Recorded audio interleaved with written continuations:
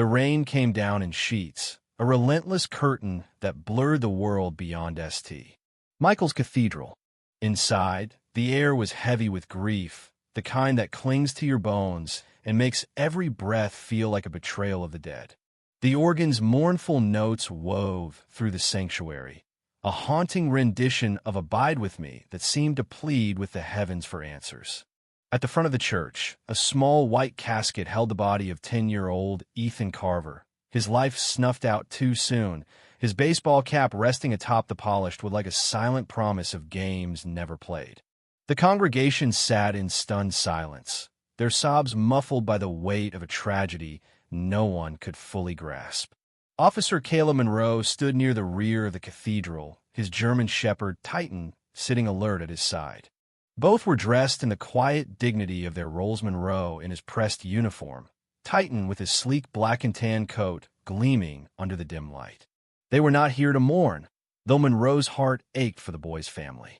They were here to observe, to search, to find the truth that hid beneath the surface of this sacred space.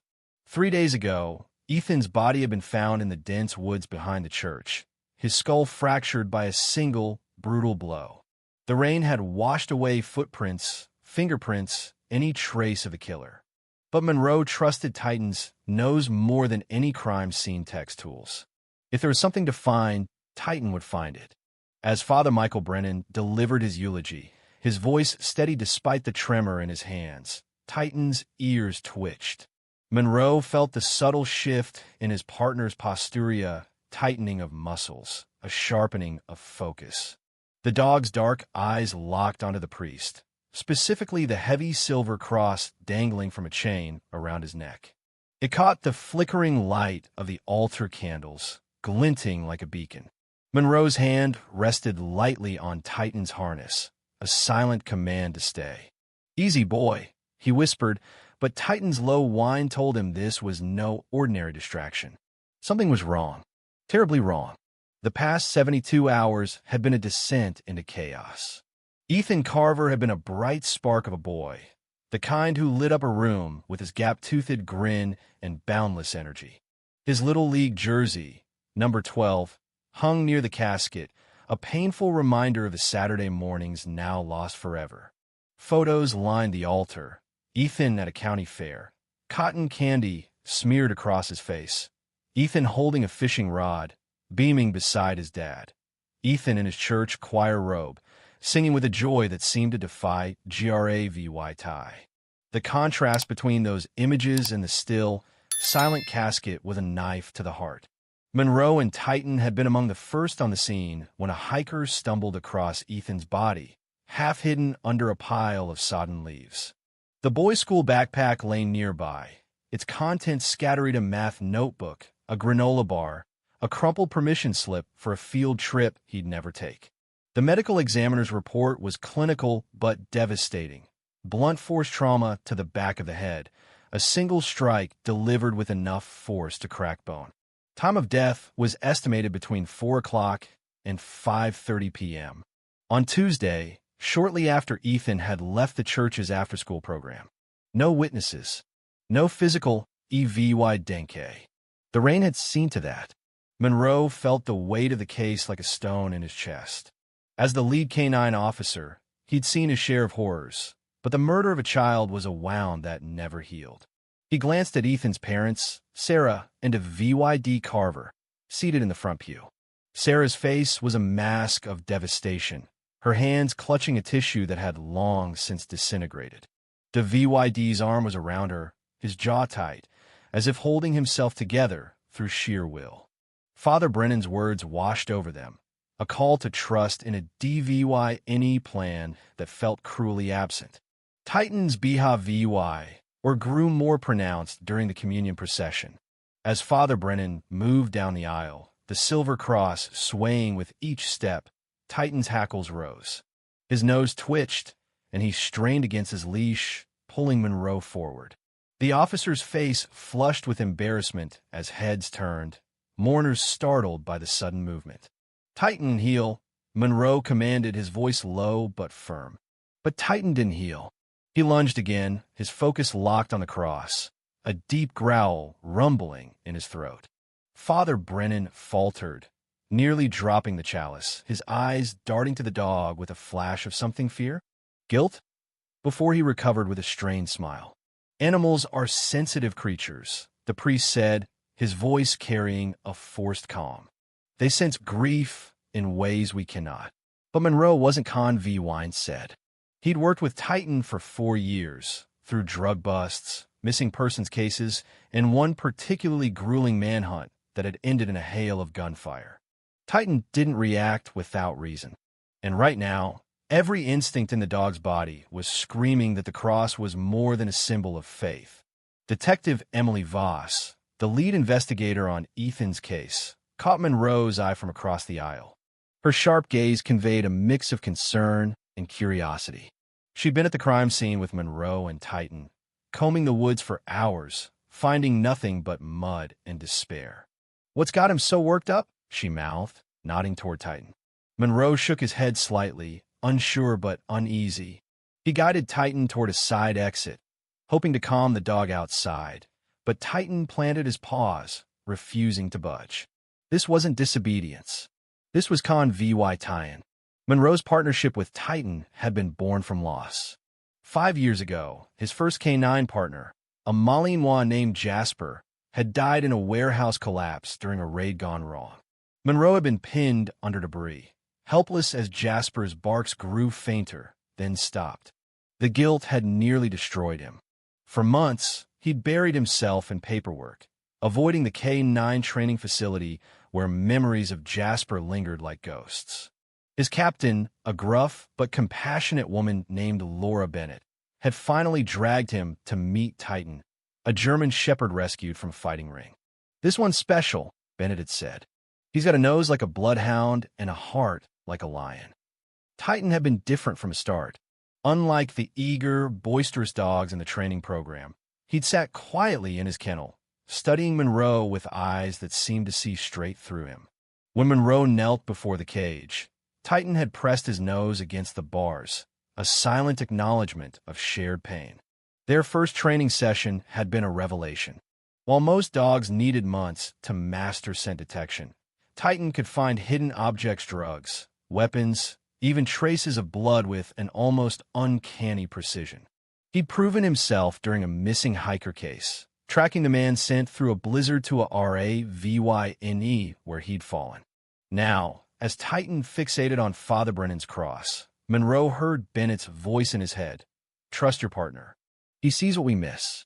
As the funeral ended, Monroe maneuvered through the dispersing crowd toward Voss, Titan MOVYing with practiced precision at his side. The dog's attention remained locked on Father Brennan, who was now speaking with an elderly parishioner near the altar.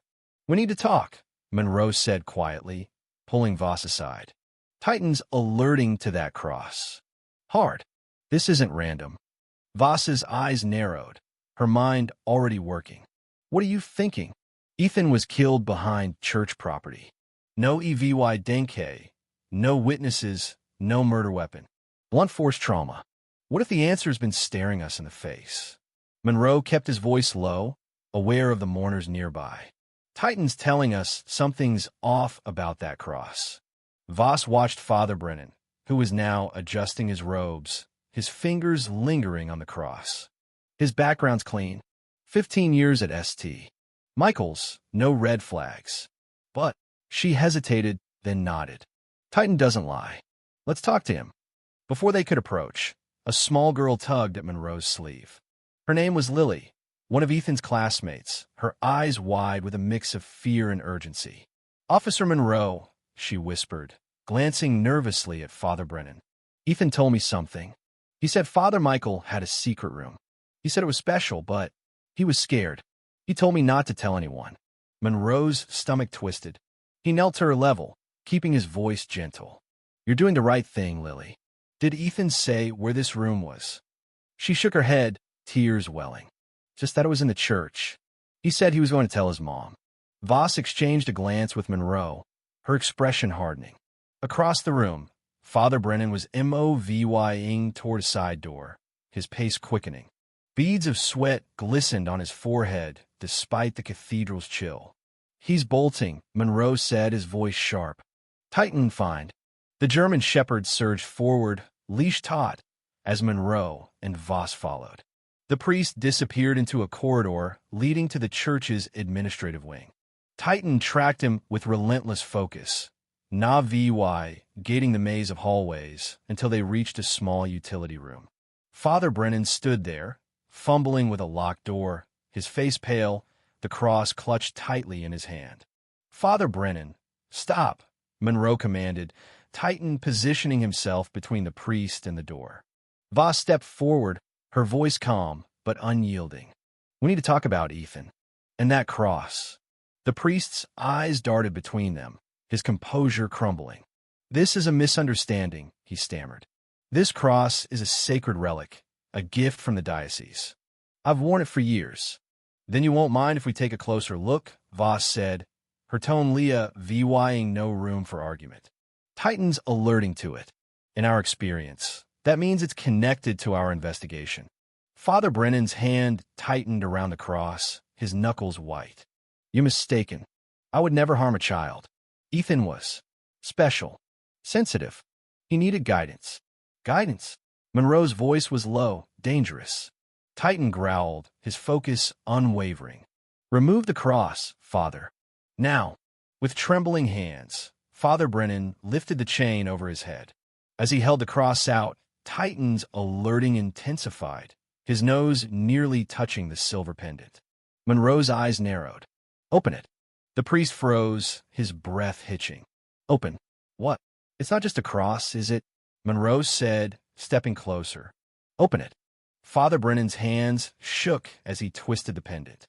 With a soft click, it split open, revealing a hollow compartment containing a small brass key.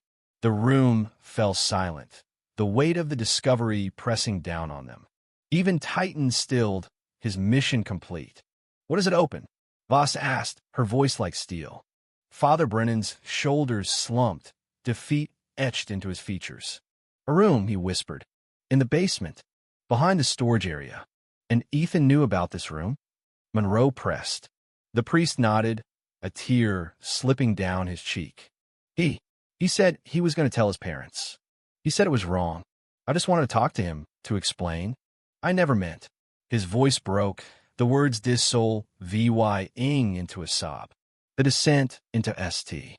Michael's basement was like stepping into a nightmare. Father Brennan, now in handcuffs, led the way, flanked by 2 uniformed officers. Monroe kept Titan close, the dog's nose working the air, picking up traces of something dark and wrong. The basement was a labyrinth of storage rooms and utility closets, the air thick with the smell of damp concrete and old hymnals. They passed a boiler room, its machinery humming like a heartbeat, before reaching a cluttered storage area filled with folding tables, holiday decorations, and boxes of outdated bulletins. Father Brennan nodded toward a wall of metal shell vying units. "Behind there," he said, his voice barely audible. Monroe and the officers carefully moved the shelves, revealing an unmarked door painted to blend seamlessly with the wall. The brass key turned smoothly in the lock, and, as Voss pushed the door open, a wave of stale air hit them. Titan growled, his hackles rising, as the scent of fear and distress flooded the space. The room was small, no more than 12 by 12 feet, with no windows and a low ceiling. The walls were painted a garish yellow, covered in childish drawing stick figures, rainbows, crosses taped haphazardly across the surface. A small table held coloring books and crayons. A bookshelf displayed children's stories next to religious pamphlets. In one corner, a twin bed with faded superhero sheets stood, a cheap plastic nightlight casting a sickly glow. Stuffed animals lined a shelf, their glassy eyes staring blankly. The room was designed to look welcoming, but every detail screamed deception, a predator's trap disguised as a safe haven. Titan moved with purpose, his nose leading him to the bed. He pawed at a blue backpack tucked beneath it, his posture shifting to a distressed alert. Monroe recognized the bag, instantly Ethan's, marked with his initials in Sharpie. Voss nodded, her voice tight. That's his. Monroe carefully pulled the backpack out, finding schoolbooks, a water bottle, and a small journal. Titan moved to a nearby cabinet, alerting again. Inside, Monroe found a digital camera and a stack of USB drives, each labeled with initials and dates. The most recent read EC10/15. His blood ran cold. A crime scene technician called from across the room. Detective, over here. She pointed to a small hole in the wall behind the bookshelf, where a tiny camera lens was embedded, positioned to record everything. Before anyone could process this, Titan barked sharply, his nose fixed on a spot near the bed. Monroe knelt and saw a faint brownish stain on the concrete, partially hidden by a rug. Blood. He didn't need a lab to confirm it. Get him out of here, Voss ordered, gesturing to Father Brennan. Read him his rights. This is a homicide scene. As the priest was led away, Monroe opened Ethan's journal. The final entry, dated the day of his death, read, I told Father M. I'm telling Mom. He got mad. I'm scared. I don't want to go back. Voss read over his shoulder, her jaw tight. Motive, she said quietly. The technicians uncovered more EVY denke, a small metal pipe behind the bookshelf, its surface stained with blood and hair. In the backpack's hidden pocket, Monroe found a tiny voice recorder. A preliminary playback revealed Ethan's voice, trembling but defiant. I don't want to do this anymore, Father Michael. It's wrong. The priest's response was smooth, manipulative. This is special, Ethan. You're chosen. No one else can know. The recording ended with a scuffle, then silence. Word spread quickly, and parents began coming forward, their children's BHV, oral changes nightmares, withdrawal, fear of church suddenly making horrific sense.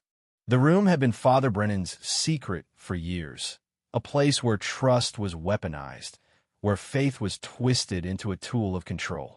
Bishop Daniel Walsh, V.Y. Sibley Shaken, admitted that Brennan had overseen youth programs for over a decade. Hundreds of children, he said, his voice hollow. We never suspected. Forensic techs found hair samples from multiple children on the bed, blood on the pipe matching Ethan's DNA. A photo album in the cabinet contained pictures of dozens of children, each labeled with names and dates going back 7 years. At Father Brennan's residence, officers uncovered journals and more USB drives, a chilling archive of his crimes spanning 2 decades. Ethan, brave beyond his years, had tried to stop it.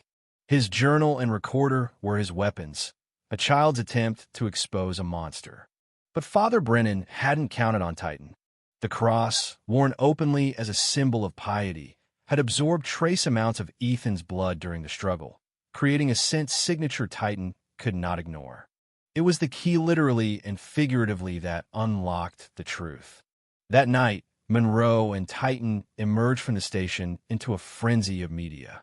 Cameras flashed, reporters shouted, but Monroe focused on guiding Titan through the chaos. At the edge of the crowd, Sarah and D. Carver stood, their faces etched with grief and gratitude. Sarah approached, her voice steady despite her tears. May I? She asked, gesturing to Titan. Monroe nodded, signaling Titan to accept her touch. Sarah knelt, placing a hand on the dog's head. You saw what no one else could, she whispered. You spoke for my son. Tears fell as she looked at Monroe. Ethan wanted to be a cop. He'd have loved Titan. The VYD's voice was raw. The detectives said it was your dog's insistence on that cross. Without him, we might never have known. Titan was just doing his job, Monroe said softly, finding the truth. Inside his SUV, away from the noise, Monroe let the weight of the day settle. Titan rested in his compartment, his eyes fixed on his handler, sensing the turmoil beneath the surface. You did good, partner, Monroe murmured, scratching Titan's ears. Really good. The case would drag on trials, testimonies, the slow grind of justice. But the breakthrough had come from a dog's unyielding instincts, a refusal to ignore what hid in plain sight. The cross, a symbol of salvation, had been a predator's shield, concealing a key to horrors no one could have imagined. Titan had torn that shield away, exposing a truth that would save countless others. Animals see what we cannot, their instincts unclouded by the masks people wear. Titan had seen through the facade, his nose leading to a truth buried in blood and betrayal. And in doing so, he'd given a voice to a boy who'd fought to be heard, even in his final moments.